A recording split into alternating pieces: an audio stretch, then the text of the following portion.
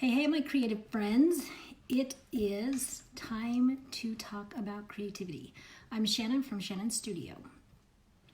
And we are doing videos every day. And they are on the topic of creativity, having a creative life, maybe tips that will help you be more creative. So today is Sunday. So on Sundays, I tie creativity with spirituality.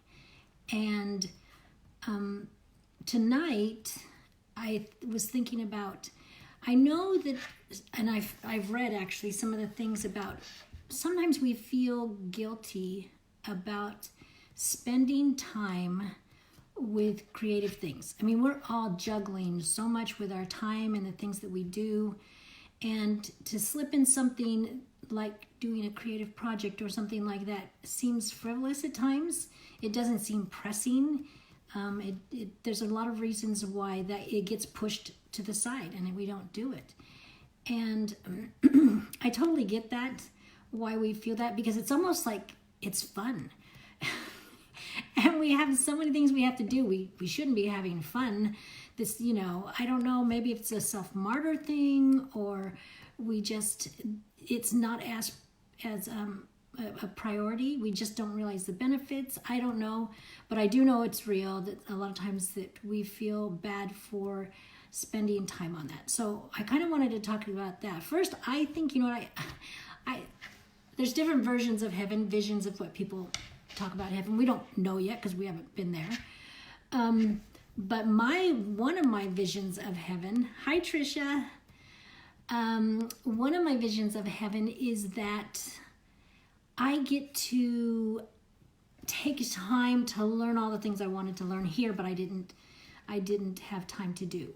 That's kind of, I just picture myself taking a little season to just like absorb knowledge, and answer things about history and questions and how things work. And to me, that would be total heaven to be able to have a little season to do that. I don't think that's the only thing that goes on in heaven, but I'm hoping that that's part of it.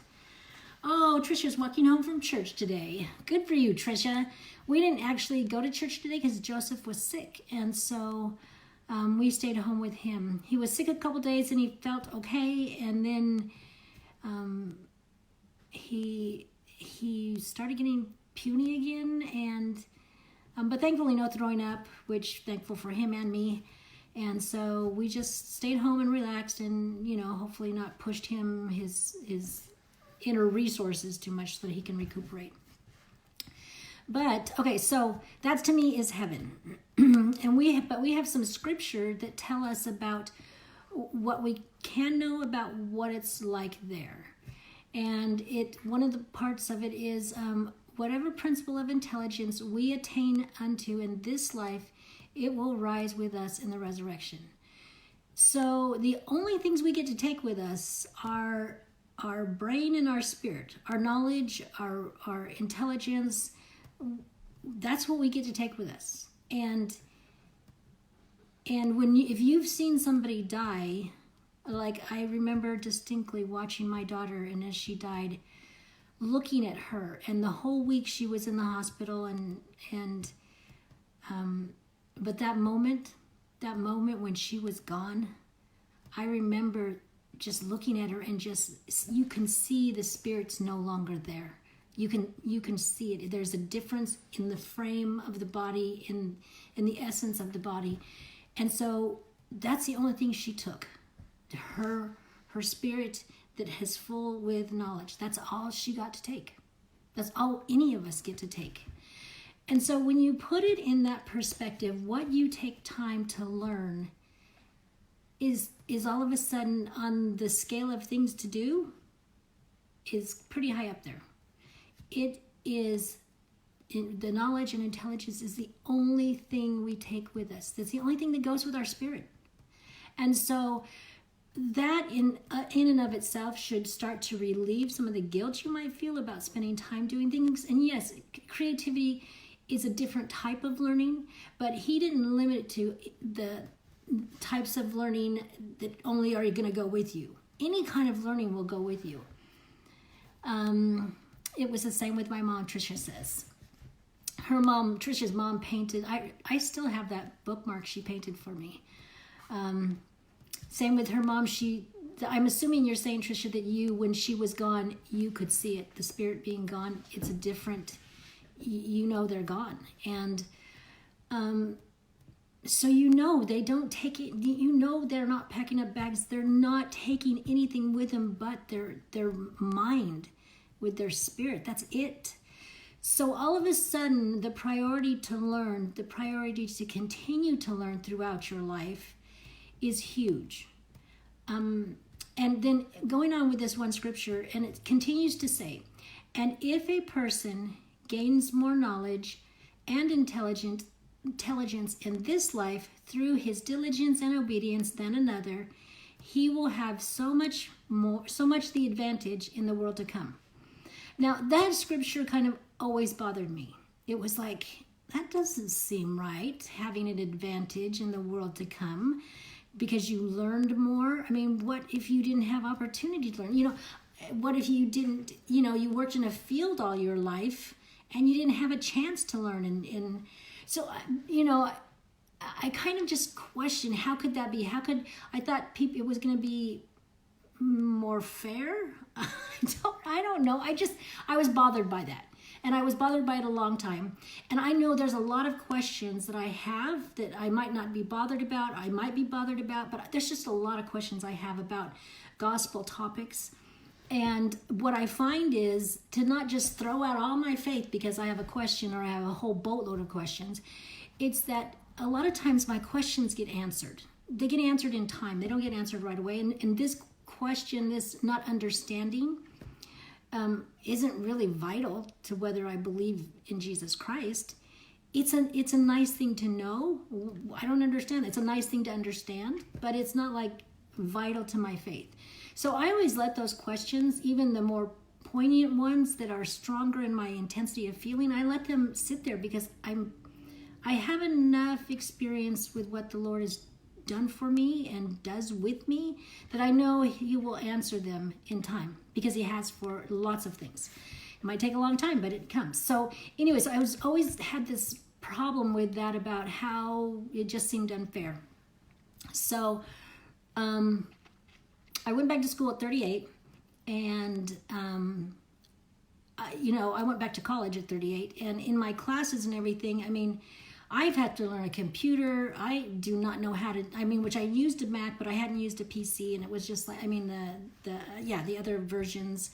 And so I wasn't used to the software. It was just like, But there were moments when I was doing things, and we were doing things as a group, or because we had these little studio spaces, and we had like 3-4 to a room. And so we would be doing things, and I would be able to do something faster than the kids. And it happened several times, and it just really dawned on me. It wasn't because I was better, because I always thought that meant somebody was going to be better than the other person. And it wasn't a matter of being better.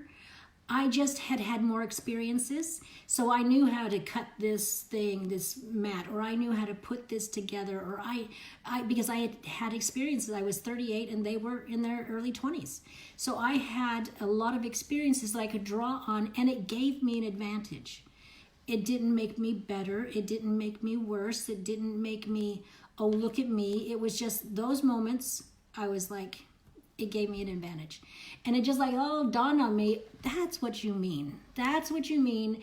And I had never had that experience when I was younger where I had, when I was in things with classes and it was just like so clear. It was because of my age and my experiences that I was having an advantage in going to school and doing some of the things I had to do. And I just thought that was so interesting how the Lord taught me that, let that question be answered for me. So going back, we have things that we need to learn. And in Isaiah 28, it talks about we learn things precept by precept, line upon line, here a little, there a little. Our journey here in life should be a journey where we're continually learning, where we are trying new things, like we've talked about in one of the videos, where we're listening to new things, where we're actually getting our hands into things and trying things. And Robert D. Hales, one of our leaders, church leaders, says lifelong learning is essential to the vitality of the human mind, body, and soul. It enhances self-worth and self-actuation. Lifelong learning is invigorating mentally and is a great defense against aging, depression, and self-doubt. I don't know about you, but learning to me is so invigorating. Sometimes if you're feeling down or you're feeling like, well, I said depression and aging and self-doubt, when you're feeling that way, learning something, reading something, it's just like, oh. And then the conversations you have. I was having a conversation with Alan tonight, and I was like, I was listening to this, and then I was listening to that, and then it reminded me of this thing I learned a long time ago, and it was, it was so exciting. I was excited over just the things I'm learning. And so it can be invigorating. So, even though you're thinking, I can't spend time on this, you can and you should. You should be spending time on things that you like to learn. And it's not even like only certain things. It's any intelligence and knowledge you gain goes with you.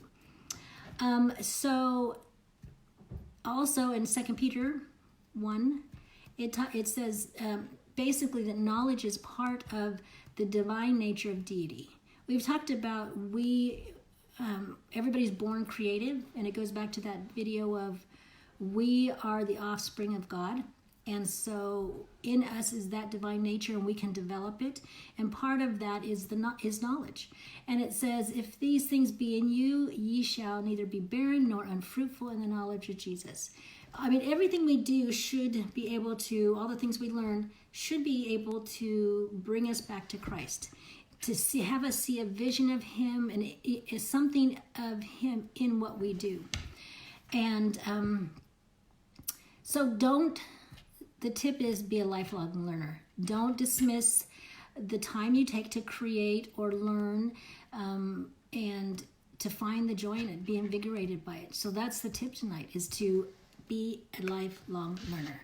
And don't guilt trip yourself into saying, no, I can't do that.